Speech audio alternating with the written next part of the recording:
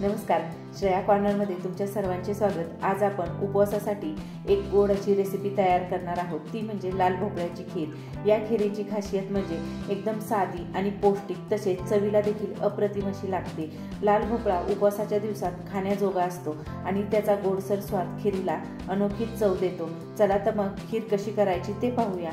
त्यासाठी सुरुवातीला या ठिकाणी आपण भोपळा घेऊन याच्या बिया काढून घ्यायच्या आहे आणि बिया काढून झाल्यानंतर साल काढून हा आपण खिसणीवर खिसून घ्यायचा आहे। हे पहा, अशा प्रकारे आपण भोपळा खिसून घेतलेला आहे। त्यानंतर कढईमध्ये आपण 1 चमचा तूप घालून घेतलेले आहे। तूप चांगले गरम करून घ्यायचे आहे। तूप गरम झाल्यानंतर यामध्ये आपण सुरुवातीला खिसून घेतलेला भोपळा यामध्ये घालून घ्यायचा आहे। भोपळा या ठिकाणी आपण अर्धा कप घेतलेला आहे। हा आपण तुपावर चांगला परतून घ्यायचा आहे। भोपळा परतताना एकदम मऊ होईपर्यंत आपण चांगला परतून घ्यायचा आहे। गॅसची फ्लेम आपण मीडियम ठेवलेली आहे आणि मीडियम गॅसवरच आपण भोपळा सुरुवातीला 5 मिनिटांसाठी चांगला परतून घ्यायचा आहे। भोपळा जेवढा परतला जाईल तेवढी आपली खीर एकदम खमंग आणि पटकन अशी शिजली जाते। त्यासाठी भोपळा 5 मिनिटांसाठी आपण पूर्ण या ठिकाणी परतून घेतलेला आहे। भोपळा चांगला परतून झाल्यानंतर यामध्ये आपण खिसलेले ओले खोबरे पाव कप घालून घेणार आहोत। या खोबऱ्याची चव याला मस्त अशी लागली जाते। त्यानंतर आपण काजू, बदाम आणि मनुके हे बारीक कट केलेले घालायचे आहेत। हे घालून झाल्यानंतर यामध्ये आपण खिसून घेतलेला खवा 3 चमचे घातलेला आहे आणि खवा घालून हे चांगले आपण परतून घ्यायचे आहे। खवा घातल्यामुळे खीर एकदम दाटसर आणि टेस्टी अशी तयार होते। त्यासाठी यामध्ये खवा घालायचा आहे आणि हे आपण 1 मिनिट चांगले परतून घेणार आहोत। खव्याचा कच्चेपणा जाईपर्यंत आपण हे चांगले परतून घेतलेले आहे।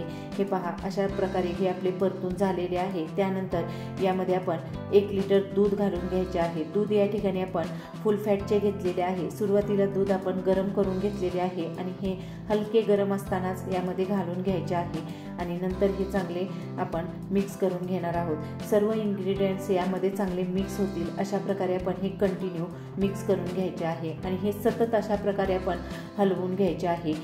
त्यानंतर यामध्ये आपण 1 चमचा वेलची पावडर घालून घेणार आहोत आणि गोड किती हवे आहे त्याप्रमाणे साखरेचे प्रमाण यामध्ये घालायचे आहे।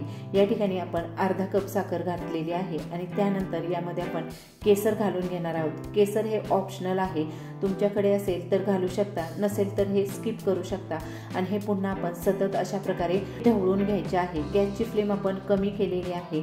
कमी गॅसवरच आपण ही 3 ते 4 मिनिटांसाठी चांगली शिजवून घेणार आहोत। यामध्ये दुधाला उकळी येईपर्यंत आपण हे चांगले मिक्स करून घेणार आहोत।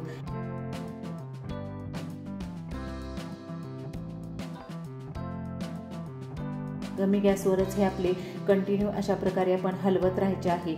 भोपळा जसजसा शिजला जाईल तसतशी आपली ही खीर ताटसर अशी तयार होते।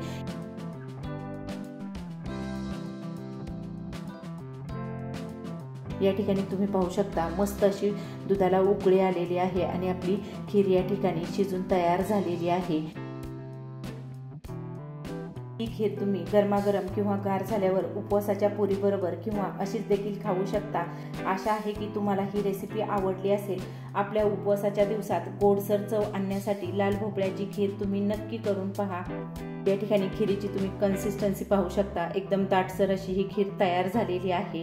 या ठिकाणी आपली आजची उपवासाची रेसिपी ही तयार झालेली आहे। व्हिडिओ आवडला असेल तर व्हिडिओला लाईक करा, शेअर करा आणि चॅनलवर नवीन असाल तर सबस्क्राईब करायला विसरू नका। रेसिपी पाहिल्याबद्दल धन्यवाद। भेटूया अशाच पुढील नवीन रेसिपीमध्ये।